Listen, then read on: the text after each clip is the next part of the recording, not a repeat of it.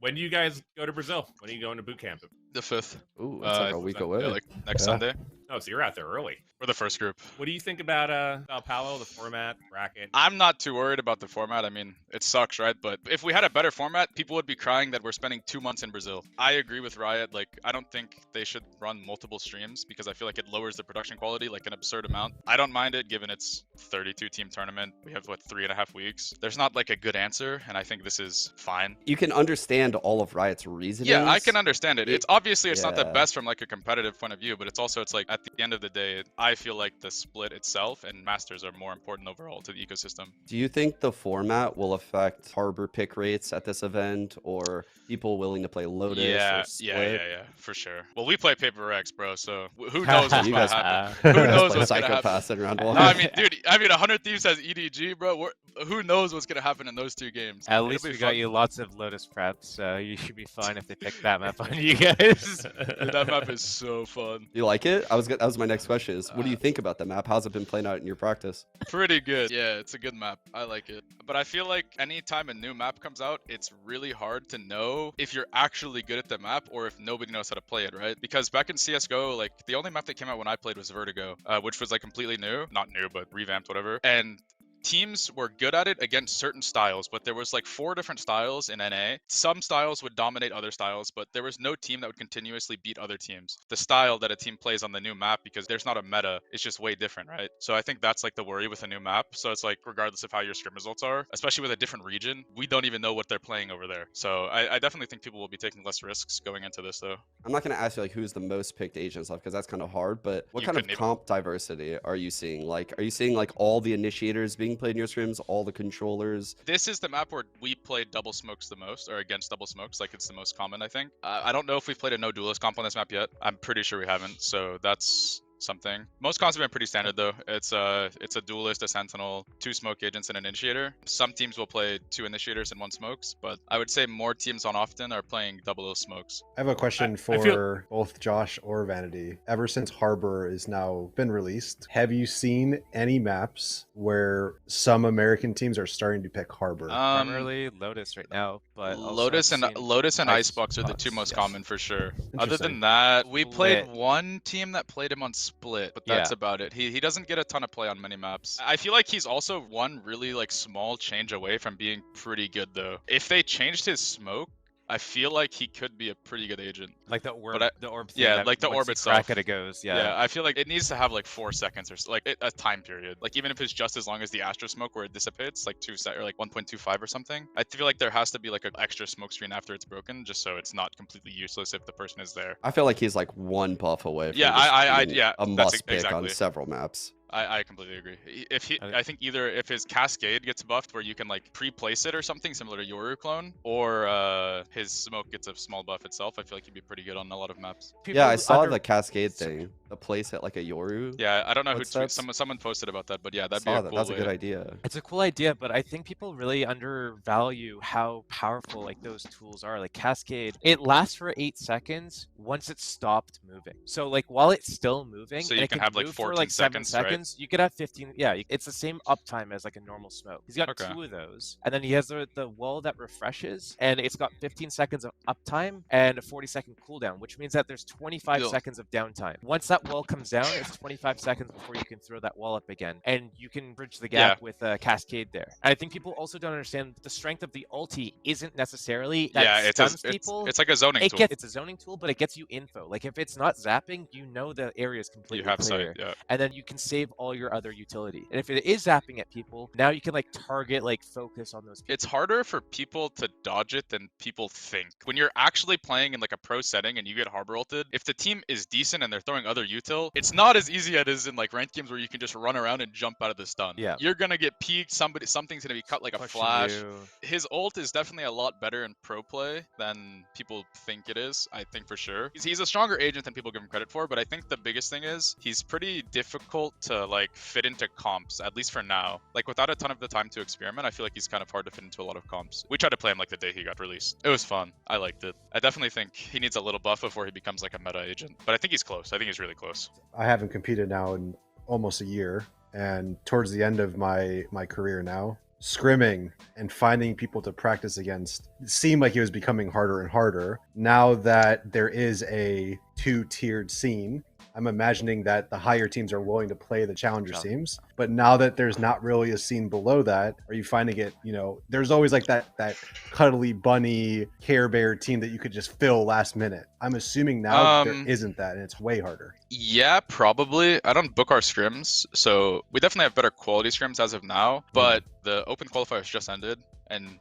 people are unknown of what's going to happen. So like there's definitely people that are going to come back and compete in that aren't in the Challengers League itself, right? Not everybody's going to quit, even if some people do. So there'll be teams that come back eventually. But I do actually think that North American practice in general is a lot better than it used to be. Infinitely better. I would say that practice started to get better probably when like the guard and stuff like came up, because people realized like you actually can compete if you like put in like a bunch of effort. It's here and there. I've definitely noticed some like teams that you would think would be good practice partners are like trolling in the games and just doing really stupid stuff, and like it's just like a waste of time. Some of the unknown teams, they are the best teams to practice because they are actually trying super hard, because they're actually trying to like impress you. They're trying to like learn and improve. Like they value that time in the server with like a good team. They're the ones that like don't troll in the scrims, like don't chase when you're saving, like 2 or 3 people are saving a gun, and like the enemy team's chasing you, and then it's like, what, like you need to like practice exit kills and practice like playing against an eco. Like what's going on? Just let them save. It's a practice game. Let them save and get another gun round going. You're gonna chase me, you're gonna kill me, and then I'm just gonna go and put on infinite credits next round anyways, and then you're gonna cry about that. Well, there's 3 rounds left, like you want to play 1 more gun round with 3? Like it's just so stupid. I don't know if practice is necessarily a common thing, giving infinite credits. Infinite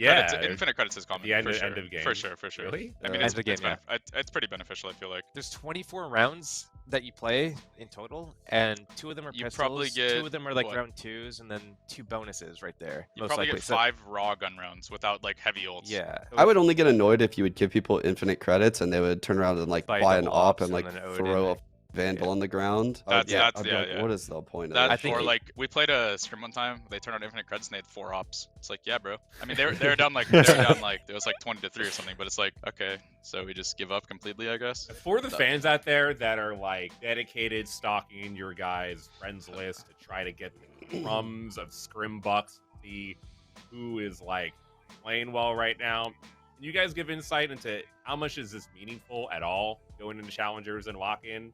Useless. 20%. I'd say 20%. I think it's weird how people are so obsessed with scrims and stuff, because you don't know what people are practicing, right? Like we played an Icebox scrim against Josh's team, for example, right? And they were practicing an A setup, like a 3A setup with like whatever their Icebox comp is, and we were fighting into it, which is what they want. But we were trying to practice like an A thing, so it's like obviously we're gonna get mowed down if we're running into their stack every round. Like they have util for each other, like they're playing off of each other, so the scrim's not gonna go as well, like results-wise, but we get things out of it that are beneficial to us. Results do matter a little bit, and if you're getting hard smashed every scrim, there's probably something wrong, but people definitely look into it way too much because you can't know what people are like practicing. You can never know if someone's going into a scrim completely going to practice like one side exec the entire time, which happens. I remember making a video about this like 6 years ago or something. Like when you're practicing, you don't want to practice like what you already know is working for you and what you're good at. Like exactly. This works for us. Why keep doing this? Let's do the stuff that doesn't work for us. Every time like we go B, we get You should still keep doing it like here and there, so Yeah. you don't like lose the reps and how to do it. But it's like it shouldn't be what you're leaning on in your practice just to win the scrims. Like that's just wasting time. You know, going into the first match against PRX, you definitely have one of the hardest first games of the bracket. Does this get you like more excited to play another team that has championship aspirations, or I'm just excited to play, man. I don't know. It is what Doesn't I just every need to play. team have championship aspirations? Okay, I would say the expectations Like, that's expectations for C9 are much higher than many other teams. I mean, you know, things could change, but C9 are probably the team out of NA with the highest. I think that I feel like this lock-in tournament is gonna have the weirdest results ever. By the way, new meta, no VODs, single elim BO3s, pretty much random seeding. Like obviously it's seeded a little bit, but you can't seed super hard because it's new teams for the most part. I feel like the results from this tournament aren't going to accurately reflect the entire year. Unless I win, of course, then it's the best. This is the format all year.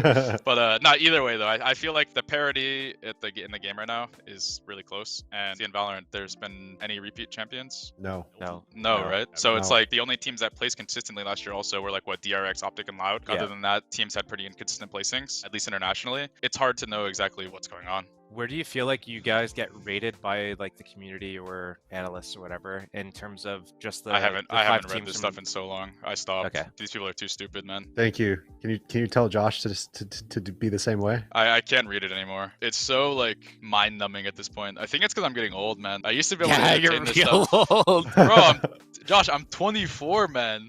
24. That's insane. God. It's just crazy that you Yeah. just reminded me that I have Oh. 9 years on you. I mean, as one of those stupid people, Vanity, that you're talking about, like, I feel like you do have high expectations. Do you feel any of that? I don't go into many things in my life with expectations. I'm happy with how my team is practicing. I'm happy with how things are going in practice. I think we're putting an effort. It's like all I ask for. Hopefully, it works out for us in the tournament. What do you But think I about mean- NA as a region from your scrims? NA is a Good. good shot? I think so, but I don't know. It's scrims, bro. You never know. Optic in scrims last year was very mediocre at all times, pretty much, but they were consistently like the best NA team. I think it's really hard to judge based off practice. Teams play differently in scrims and matches too. Yeah, especially I would say that the like more experienced your team is, like what Josh was saying earlier, it's definitely true where the more experienced players don't go like 100% in scrims. Obviously, you're trying to practice stuff, but it's just hard to get in the same like mental state. So I feel like Not that's true a for big... IGLs though. Yeah, my brain melts every day, at least 3 times. But I think NA is gonna be a good region this year. Maybe I'm wrong. Maybe we go dead last. Everything's up in the air, but I think it'll be fun at least. What are your preds for challengers? Top 2 from each group, or you could just say top forward. Like M80, Guard, Shopify, and Disguised probably are my top 4, but I have too much faith in Josh, so different team. my bad. Sorry, I had a rough year last year. I would say that's probably my top 4 because I think the experience Josh has will help a lot. Yeah, I Yeah. don't know. I mean, assuming you guys can do the LAN, I feel like having like people that have played online before is definitely beneficial. It's also Top why four, I 3 from Group B. Sorry. I mean, I could see G2 doing really well too. If they can make it to like the playoff stage, just because like their experience, I definitely could see them doing well. A lot of these teams are pretty good, and I could see a lot of them going pretty far. But I think predicting the winner is like genuinely impossible. I'm sure the community wants to know because I want to know too. Like, how does G2 feel in scrims? Because no one knows anything about this team. They're pretty good. They were really bad at first, but they're getting a lot better. It's so crazy But, how that works in Valorant. You're terrible. No matter how good your players are, you're terrible at the start. The team plays a lot harder than people realize in this game, especially when you're going against people who like know how to play off of each other and stuff so early. It's pretty difficult. I think they're better than people will expect. Dapper's back in form too, which helps a lot. He's been owning. Oh, teabags. Dude. And I think Whippy's like one of the best players in challengers also. That helps. There's so many teams that could be really good in this. I think the IGLs are going to be the biggest gap. See if Josh still has it in him at the ripe age of 46. He's got it, no problem. You don't gotta worry. I have faith. And we're all gonna be rooting you on. I got my trusty shorty sidearm. We'll be okay.